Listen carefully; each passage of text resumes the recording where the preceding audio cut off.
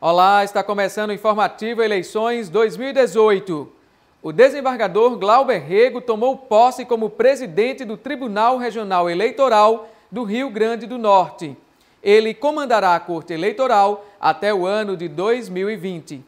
Em sessão solene, o desembargador Glauber Rego tomou posse como presidente do Tribunal Regional Eleitoral do Rio Grande do Norte para o biênio 2018-2020. Ao seu lado, assume a vice-presidência e corregedoria regional eleitoral o desembargador Cornélio Alves. Após um ano na presidência, ou seja, em 2019, o desembargador Glauber Rego vai assumir a vice-presidência e a corregedoria regional eleitoral. No mesmo ato, o desembargador Cornélio Alves assume a presidência do TRRN. De imediato é dar sequência ao trabalho que vem sendo realizado, para que tenhamos uma eleição tranquila, segura e permitir que o eleitor participe, que ele vote com tranquilidade. Esse é o nosso desejo, de imediato. E na sequência, dar continuidade às sementes que foram plantadas nas gestões anteriores. Glauber Rego assume o lugar do desembargador Dilermano Mota, que passou 2 anos à frente do TRRN.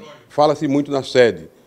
A nova sede realmente é um marco da gestão, mas muito mais do que a sede, muito mais do que paredes e tijolos, eu fico feliz em ver a felicidade dos feitos da gestão e, acima de tudo, ver a felicidade no semblante dos servidores. O novo presidente assume o cargo com grande responsabilidade logo no início de sua gestão, as eleições no mês de outubro. O desembargador disse em seu discurso de posse que pretende investir em tecnologia e realizar parcerias com a Universidade Federal do Rio Grande do Norte. Nós já entramos em contrato com a Universidade Federal, formar aqui uma turma de residentes de TI, utilizar a inteligência artificial aqui dentro do tribunal como uma ferramenta. A questão da sustentabilidade, tentar trazer a energia solar também aqui para a sede. E a busca o PJE, a questão da interiorização também é um desafio da nova gestão. E, como eu digo, é um trabalho de continuidade, mas sempre focado no aperfeiçoamento. O Rio Grande do Norte tem 2,4 milhões de eleitores aptos a votar nas eleições deste ano. Veja agora outros números desta eleição. São 1.521 sessões de votação em todo o estado. Devem trabalhar 29 mil mesários e 4 mil supervisores. Nas eleições deste ano, os eleitores vão eleger políticos para os cargos de deputado federal, deputado estadual, senador e suplente, governador e vice, presidente da República e vice. Mas será que a população sabe disso? É o que nós vamos conferir agora na reportagem de Simone Silva. O primeiro turno das eleições 2018 está marcado para o próximo dia 7 de outubro. No entanto, a população ainda apresenta muitas dúvidas e não sabe para quais cargos vai votar. Senador, deputado federal, estadual, que eu lembro, né? Deputado estadual, federal, prefeito. No total são 5 cargos e 6 votações, já que são eleitos 2 senadores. O eleitor precisa digitar na urna eletrônica 19 números. Isso se não optar pelo voto branco ou nulo. A sequência para essa eleição geral será primeiro voto para deputado federal, são 4 dígitos. O segundo voto vai ser para deputado estadual, são 5 dígitos. O terceiro voto para senador, primeira vaga, 3 dígitos. O quarto voto, a segunda vaga de senador, mais 3 dígitos. Em seguida, o voto para governador, são 2 dígitos. E, para finalizar, o voto para presidente da República, que também são 2 dígitos. No dia da eleição, o eleitor vai ficar de frente a uma urna exatamente igual a esta. O próprio Tribunal Eleitoral recomenda que ele leve uma cola com os números dos candidatos. Uma cola perfeita, exatamente na sequência de escolha. Quem ainda tiver dúvidas sobre como votar, pode fazer uma simulação no site do Tribunal Superior Eleitoral. Lembrando que no dia da eleição, deve comparecer ao local de votação levando o título e um documento com foto.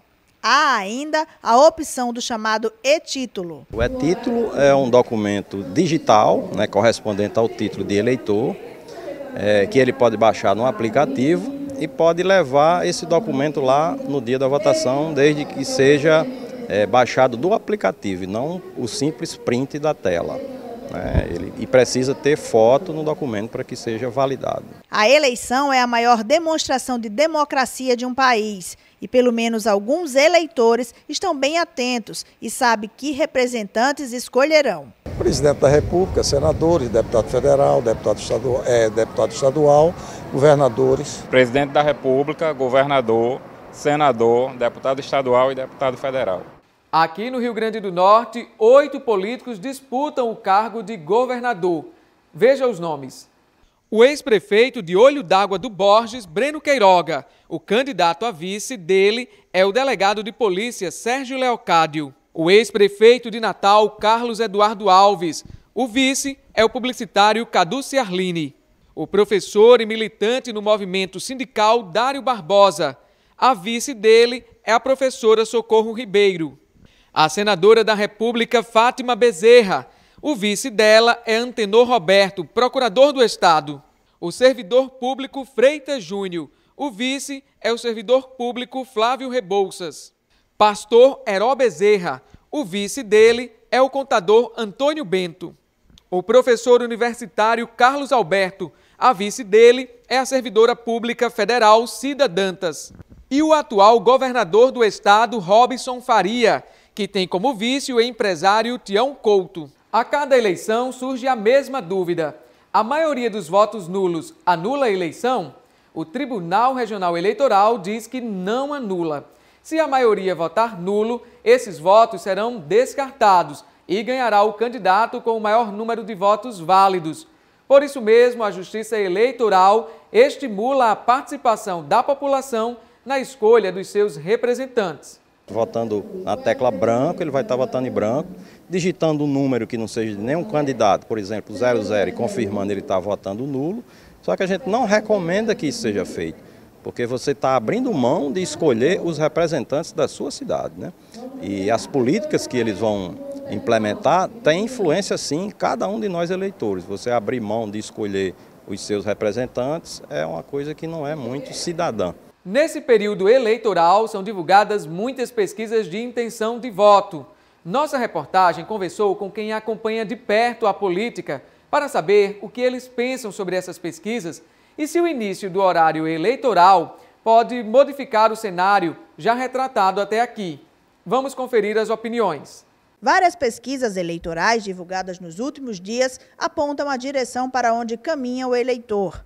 Embora reflitam o momento, as consultas têm se mostrado com poucas alterações entre uma e outra, o que pode mostrar a confiança nos números. No caso do Rio Grande do Norte, 3 institutos fazendo pesquisa, com variações, né, entre eles, e, portanto, você pode fazer uma média dos 3 que não vai dar muita disparidade, ou seja, as colocações para governo, as colocações para Senado, as colocações, né, para presidente da República, elas continuam com as mesmas margens, mudando um número ou outro. O início do horário eleitoral gratuito também deve influenciar os eleitores, embora o tempo de campanha em rádio e TV seja mais curto. A campanha esse ano era diferente, ele tem um programa eleitoral muito curto, a possibilidade dele ter a impactação que teve em outras eleições é menor, certamente, né? Tem um fato que não se sabe que vai se manter, eu acho da hipótese que ele não se mantém tal qual, que é o não voto, ou seja, a abstenção, né? Devido à desilusão com a política, nós sempre temos um grau de abstenção constante nas eleições. Nós temos no plano nacional um candidato que hoje está aí em 4º lugar nas pesquisas, e eu faço referência, claro, a Geraldo Alckmin, que vai ter mais da metade do tempo total no rádio e na televisão. E, por outro lado, um candidato que está em 2º lugar nas pesquisas, um Jair Bolsonaro, que vai ter 8 segundos. A pergunta que se faz hoje é: o pouco tempo de Bolsonaro vai conseguir mantê-lo no palanque eletrônico com capacidade e capilaridade eleitoral para permanecer entre os líderes? Geraldo Alckmin, com toda a dificuldade que tem para decolar sua candidatura, conseguirá reverter quando estiver na telinha? No plano local, a gente também tem um candidato, que é o governador Robson Faria, hoje aparecendo em 3º, algumas pesquisas de 2º lugar, empate técnico no processo, enfim, nas pesquisas que estão postas. Agora, ele vai ter o maior tempo de rádio e televisão. Até que ponto esse tempo maior de rádio e televisão dos candidatos, eles terão competência junto aos seus marqueteiros para reverter em voto. É uma grande incógnita. O percentual de abstenções chama atenção nas últimas pesquisas. O principal motivo, que não deve levar o eleitor às urnas, é principalmente o descrédito e a crise na política do país, em meio a tantos escândalos. A crise na política brasileira, de uma forma geral, ela é muito grave e, claro, que ela atinge os políticos. E é por essa crise que nós temos hoje um eleitor tão decepcionado, tão frustrado, tão indignado, que, por vezes, ele simplesmente abdica do direito democrático de votar. Quem acompanha as pesquisas e o cenário político avalia que há possibilidade de mudanças até o dia do pleito. Radicais, eu acho difícil que aconteça. Agora é possível acontecer mudanças, sim. Confira agora importantes prazos no nosso calendário eleitoral.